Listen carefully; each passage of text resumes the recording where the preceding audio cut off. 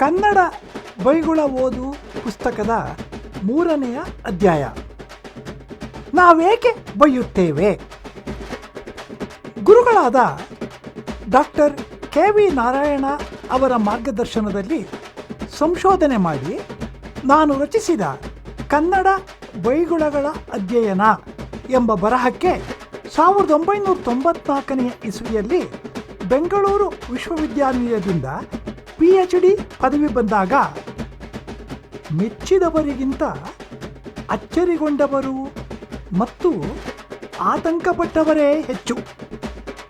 ರಾಜ್ಯ ಮಟ್ಟದಲ್ಲಿ ಪ್ರಸಾರವಾಗುವ ದಿನಪತ್ರಿಕೆಯೊಂದರಲ್ಲಿ ಅಂದು ಬೈಗುಳಕ್ಕೆ PhD ಪದವಿ ಎಂಬ ತಲೆಬರಹದಲ್ಲಿ ಪ್ರಕಟಗೊಂಡ ಸುದ್ದಿಯನ್ನು ಓದಿದ ವಾಚಕರೊಬ್ಬರು, ಅಯ್ಯೋ, ನಮ್ಮ ವಿಶ್ವವಿದ್ಯಾನಿಲಯಗಳ ಶೈಕ್ಷಣಿಕ ಮಟ್ಟ ಇಷ್ಟೊಂದು ಕುಸಿಯಿತೆ ಎಂದು ಓದುಗರ ಪತ್ರದಲ್ಲಿ ತಮ್ಮ ಕಳವಳವನ್ನು ವ್ಯಕ್ತಪಡಿಸಿದರು. 2012ನೇ ಇಸವಿಯಲ್ಲಿ ಸುಮಾರು 1.5 ವರ್ಷಗಳ ಕಾಲ ವಿಜಯ ಕರ್ನಾಟಕ ದಿನಪತ್ರಿಕೆಯಲ್ಲಿ ಬೈಗುಳದ ಪದಗಳಿಗೆ ನಾನು ಬರೆಯುತ್ತಿದ್ದ ಟಿಪ್ಪಣಿಯು ಪ್ರಕಟಗೊಳ್ಳುತ್ತಿದ್ದಾಗ ಪತ್ರಿಕೆಯ ಓದುಗರ ವಿಭಾಗದ ಪತ್ರದಲ್ಲಿ ಕೀಳು ಅಭಿರುಚಿಯುಳ್ಳ ನಿಕೃಷ್ಟ ಮಟ್ಟದ ಬೈಗುಳಗಳ ಬಗ್ಗೆ ನಾಡಿನ ಜನತೆಗೆ ಪಾಠ ಹೇಳುವಂತಹ ಅಗತ್ಯವೇನಿತ್ತು? ಇದರಿಂದ ನಮಗೆ ಕೆಟ್ಟ ಆಲೋಚನೆ ಬರುತ್ತದೆಯಲ್ಲವೇ? ಪ್ರಯೋಜನವಾದರೂ ಏನು ಎಂದು ಒಬ್ಬ ಓದುಗರು ಪ್ರಶ್ನಿಸಿದರು. ಇಂದಿಗೂ ನನ್ನ PhD ಓದಿನ ವಿಷಯವನ್ನು ಕೇಳಿದಾಗ ಒಂದಲ್ಲ ಒಂದು ಬಗೆಯ ಉದ್ಗಾರವನ್ನು ವ್ಯಕ್ತಪಡಿಸದೆ ಸುಮ್ಮನಿರುವ ವ್ಯಕ್ತಿಯನ್ನು ನಾನು ಇದುವರೆಗೂ ಕಂಡಿಲ್ಲ. ಈಗ ಈ ಬರಹವನ್ನು ಕೇಳಲು ತೊಡಗಿರುವ ನಿಮ್ಮ ಮನದಲ್ಲಿಯೂ ಬೋಳಿ ಮಗ, ಸೂಳೆ ಮಗ ಎಂಬಂತಹ 100 ಪದಗಳಿಂದ ಕೂಡಿರುವ ಬೈಗುಳದಲ್ಲಿ PhD ಪದವಿಯನ್ನು ಪಡೆಯುವಂತಹ ಸಂಗತಿಗಳು ಏನಿದ್ದೀತು ಎಂಬ ತಿರಸ್ಕಾರ, ಇಲ್ಲವೇ ಏನಿರಬಹುದು ಎಂಬ ಕುತೂಹಲ ಇದ್ದೇ ಇರುತ್ತದೆ.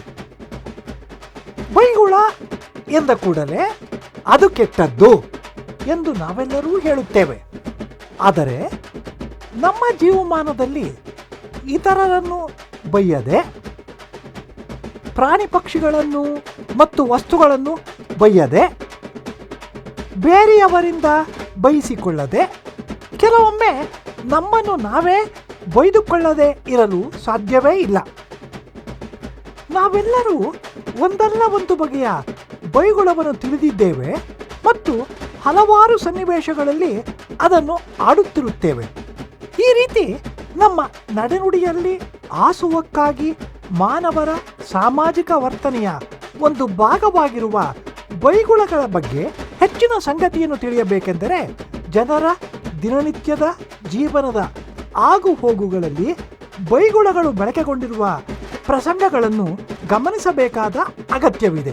ಯಾರು ಯಾರಿಗೆ ಬೈದರು, ಎಲ್ಲಿ ಬೈದರು, ಯಾವಾಗ ಬೈದರು, ಏತಕ್ಕಾಗಿ ಬೈದರು, ಬೈದಾಗ ಯಾವ ಬಗೆಯ ಬೈಗುಳಗಳನ್ನು ಬಳಸಿದರು, ಬೈಯುವಾಗ ಬೈಯುವವರ ಮತ್ತು ಬೈಸಿಕೊಳ್ಳುವವರ ಮುಖಭಾವ ಮತ್ತು ದೇಹದ ಚಲನವಲನಗಳು ಹೇಗಿದ್ದವು, ಬೈಸಿಕೊಂಡವರು ಸುಮ್ಮನಿದ್ದರೆ, ಇಲ್ಲವೇ ಪ್ರತಿಯಾಗಿ ಅವರೂ ಕೂಡ ಬೈಯಲು ತೊಡಗಿದರೆ, ಇಲ್ಲವೇ ಅಲ್ಲಿಂದ ದೂರ ಸರಿದರೆ, ಬೈದವರು ಮತ್ತು ಬೈಸಿಕೊಂಡವರಲ್ಲದೆ ಆ ಸಮಯದಲ್ಲಿ ಬೇರೆಯವರು ಯಾರಾದರೂ ಆ ಎಡೆಯಲ್ಲಿ ಇದ್ದರೆ, ಬೈದವರ, ಬೈಸಿಕೊಂಡವರ ಮತ್ತು ಇತರರ ಮನದ ಮೇಲೆ ಉಂಟಾದ ಪರಿಣಾಮಗಳೇನು? ಇವೇ ಮುಂತಾದ ಸಂಗತಿಗಳನ್ನು ನಮ್ಮ ಕಣ್ಣ ಮುಂದಿನ ಸಮಾಜದಲ್ಲಿ ನಿತ್ಯವೂ ನಡೆಯುತ್ತಿರುವ ಬೈಗುಳದ ಪ್ರಸಂಗಗಳನ್ನು ಗಮನಿಸುವುದರ ಮೂಲಕ ನಾವೇಕೆ ಬೈಯುತ್ತೇವೆ, ಇಲ್ಲವೇ ಜನರೇಕೆ ಬೈಯುತ್ತಾರೆ ಎಂಬುದನ್ನು ಮನದಟ್ಟು ಮಾಡಿಕೊಳ್ಳಬೇಕು. ಮಂಡ್ಯ ಜಿಲ್ಲೆಯ ಮದ್ದೂರು ತಾಲೂಕು, ಮಳವಳ್ಳಿ ತಾಲೂಕು ಮತ್ತು ರಾಮನಗರ ಜಿಲ್ಲೆಯ ಚನ್ನಪಟ್ಟಣ ತಾಲೂಕಿನ 100 ಹಳ್ಳಿಗಳ ಪರಿಸರದಲ್ಲಿ ಸಂಗ್ರಹಿಸಿದ್ದ ಬೈಗುಳಗಳನ್ನು ಈ ಬರಹದಲ್ಲಿ ಉದಾಹರಣೆಯಾಗಿ ನೀಡಿದ್ದೇನೆ. ಕರ್ನಾಟಕದ ಉದ್ದಗಲದಲ್ಲಿ ಬಳಕೆಯಾಗುತ್ತಿರುವ ಕನ್ನಡ ನುಡಿಯಲ್ಲಿ 10 ಬಗೆಯ ಪ್ರಾದೇಶಿಕ ಒಳನುಡಿಗಳು ಮತ್ತು 100 ಬಗೆಯ ಸಾಮಾಜಿಕ ಒಳನುಡಿಗಳಿವೆ. ಈ ಒಳನುಡಿಗಳಲ್ಲಿ ಬಳಕೆಯಾಗುತ್ತಿರುವ ಬೈಗುಳದ ನುಡಿ ಸಾಮಗ್ರಿಗಳು ಅಂದರೆ ಬಳಸುತ್ತಿರುವ ಬೈಗುಳದ ಪದಗಳು, ಬೈಗುಳದ ನುಡಿಗಟ್ಟುಗಳು ಮತ್ತು ಬೈಗುಳದ ವಾಕ್ಯಗಳು ಬೇರೆ ಬೇರೆ ರೀತಿಯಲ್ಲಿವೆ. ಸಾಮಾಜಿಕ ನುಡಿವಿಜ್ಞಾನಿಗಳು ಕರ್ನಾಟಕ ರಾಜ್ಯದಲ್ಲಿ ಪ್ರತಿ 10 ಇಲ್ಲವೇ 15 ಕಿಲೋಮೀಟರ್ಗಳ ಅಂತರದ ಬಳಕೆಯ ಕನ್ನಡ ನುಡಿಯಲ್ಲಿ ಕಂಡುಬರುವ ವ್ಯತ್ಯಾಸಗಳನ್ನು ಗುರುತಿಸಿದ್ದಾರೆ. ಆದ್ದರಿಂದ ಬೈಯುವಿಕೆಯ ಪ್ರಸಂಗಗಳನ್ನು ನಾನು ಈ ಹೊತ್ತಿಗೆಯಲ್ಲಿ ನಿರೂಪಿಸುವಾಗ ಓದುಗರು ತಾವು ಹುಟ್ಟಿ ಬೆಳೆದು ಬಾಳುತ್ತಿರುವ ಪರಿಸರದಲ್ಲಿ ಕೇಳಿ ತಿಳಿದಿರುವ ಕನ್ನಡದ ಬೈಗುಳಗಳನ್ನು ನೆನಪಿಸಿಕೊಳ್ಳಬೇಕಾದ ಅಗತ್ಯವಿದೆ. ಪ್ರಸಂಗ 1. ಬೆಳಿಗ್ಗೆ 8 ಗಂಟೆಯ ಸಮಯ. ಹಳ್ಳಿಯೊಂದರಲ್ಲಿ ದಾರಿಯಲ್ಲಿ ಹಾಯ್ದು ಹೋಗುವ ಬಸ್ಸಿಗಾಗಿ ಅನೇಕ ಜನರು ಬಹಳ ಹೊತ್ತಿನಿಂದ ಕಾಯುತ್ತಾ ನಿಂತಿದ್ದಾರೆ. ಅವರಲ್ಲಿ ಒಬ್ಬ ಹುಡುಗ ಒಮ್ಮೆ ತನ್ನ ಕೈಯಲ್ಲಿ ಕಟ್ಟಿದ್ದ ವಾಚಿನ ಕಡೆ ಕಣ್ಣಾಡಿಸುತ್ತಾ ಮತ್ತೊಮ್ಮೆ ಬಸ್ಸು ಬರುವ ದಾರಿಯ ಕಡೆ ನೋಡುತ್ತಾ ಚಡಪಡಿಸುತ್ತಿದ್ದಾನೆ. ಹಳ್ಳಿಯಿಂದ ನಗರದ ಕಾಲೇಜಿಗೆ ಪ್ರತಿನಿತ್ಯ ಬಸ್ಸಿನಲ್ಲಿ ಹೋಗಿ ಬರುವ ಈ ಹುಡುಗನಿಗೆ ಇಂದು ಬೆಳಗ್ಗೆ 10 ಗಂಟೆಗೆ ಸರಿಯಾಗಿ 4 ತಿಂಗಳಿಗೆ ಒಮ್ಮೆ ನಡೆಯುವ ಎಕ್ಸಾಮ್ ಇದೆ. ಪ್ರತಿನಿತ್ಯ 7:15ಗೆಲ್ಲ ಬರುತ್ತಿದ್ದ ಬಸ್ಸು ಇಂದು 8 ಆದರೂ ಬಂದಿರಲಿಲ್ಲ. ಕೆಲವೇ ಗಳಿಗೆಯಲ್ಲಿ ದೂರದಲ್ಲಿ ಬಸ್ಸು ಬರುತ್ತಿರುವ ಧ್ವನಿ ಕೇಳಿಸಿತು. ಅತ್ತ ನೋಡುತ್ತಿದ್ದಂತೆಯೇ ಬಸ್ಸು ಕಣ್ಣಿಗೆ ಬಿತ್ತು. ಬಸ್ಸಿನ ಒಳಗೆ ಜನರು ಕಿಕ್ಕಿರಿದು ತುಂಬಿದ್ದರಲ್ಲದೆ ಬಸ್ ಸ್ಟಾಪಿನ ಮೇಲೆಯೂ ಜನರು ಕುಳಿತಿದ್ದರು. ಬಸ್ಸು ನಿಲುಗಡೆಯ ಜಾಗಕ್ಕೆ ಬರುತ್ತಿದ್ದಂತೆಯೇ ಬಸ್ಸಿನ ವೇಗ ಕಡಿಮೆಯಾಗುವುದರ ಬದಲು ಇನ್ನೂ ಹೆಚ್ಚಾಗಿ ಅಲ್ಲಿ ನಿಲ್ಲದೆ ಬಸ್ಸು ಮುಂದೆ ಸಾಗಿತು. ಕಾಯುತ್ತಾ ನಿಂತಿದ್ದ ಜನ ಬಸ್ಸನ್ನು ನಿಲ್ಲಿಸುವಂತೆ ಜೋರಾಗಿ ಕಿರ್ಚುತ್ತಾ 4-6 ಹೆಜ್ಜೆ ಅದರ ಹಿಂದೆ ಓಡತೊಡಗಿದರು. ಆದರೆ ಧೂಳೆಬ್ಬಿಸುತ್ತಾ ಬಸ್ಸು ಹೊರಟೇ ಹೋಯಿತು. ಇದರಿಂದ ಕಂಗಾಲಾದ ಹುಡುಗನು ಅಯ್ಯೋ ಸೋಳೆ ಮಗನೇ ಎಂದು ತನ್ನಲ್ಲಿಯೇ ಬಸ್ ಡ್ರೈವರ್ನನ್ನು ಬೈದುಕೊಂಡನು. ಪ್ರಸಂಗ 2. ಸಂಜೆ 4ರ ಸಮಯ.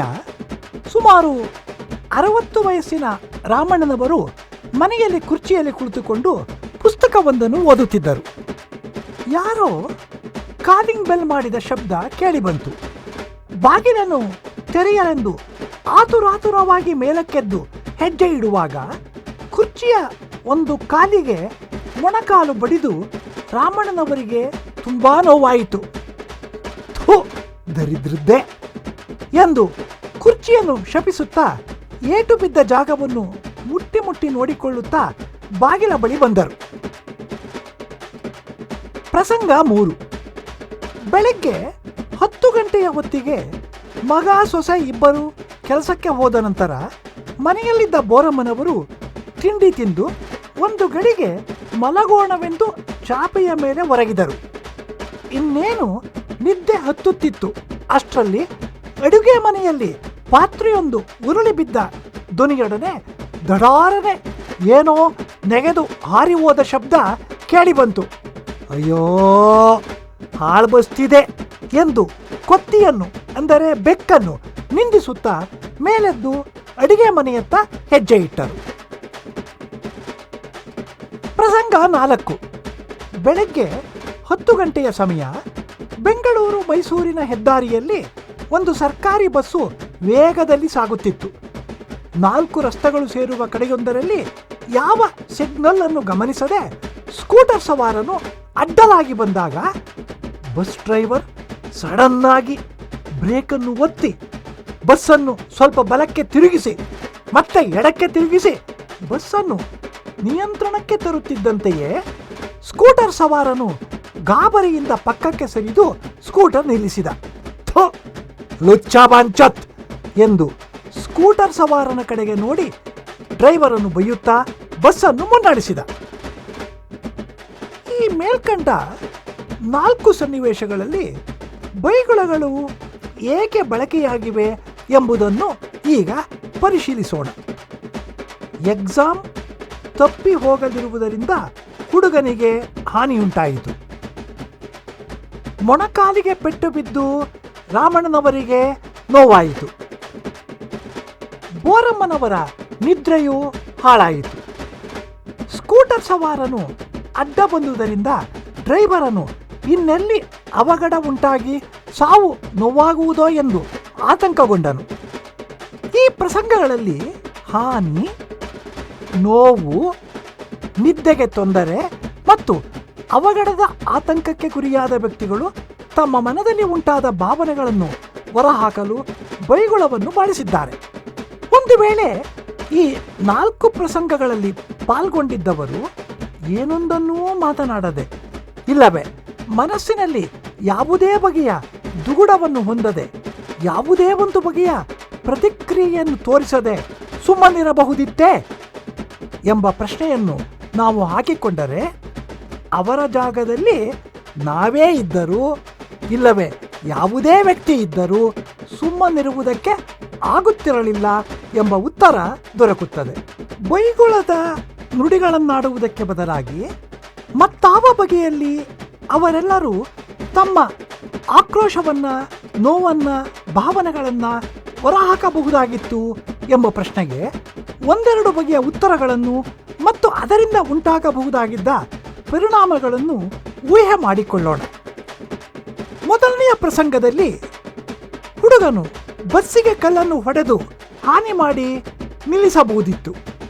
ಹತಾಶಗೊಂಡ ಹುಡುಗನು ಆ ರೀತಿ ಮಾಡಿದ್ದಲ್ಲಿ ಬಸ್ಸಿಗೆ ಹೊಡೆದ ಕಲ್ಲುಗಳು ಪ್ರಯಾಣಿಸುತ್ತಿದ್ದ ಜನರಿಗೆ ಇಲ್ಲವೇ ಬಸ್ಸಿನ ಕಿಟಕಿಯ ಗಾಜುಗಳಿಗೆ ಬಡಿದು ಇನ್ನೂ ಹೆಚ್ಚಿನ ಅನಾಹುತವಾಗಿ ಪ್ರಯಾಣಿಕರ ಜೊತೆ ಜಗಳ ಉಂಟಾಗಿ ಹೆಚ್ಚಿನ ಹಾನಿಯು ಹುಡುಗನಿಗೆ ಉಂಟಾಗುತ್ತಿತ್ತು.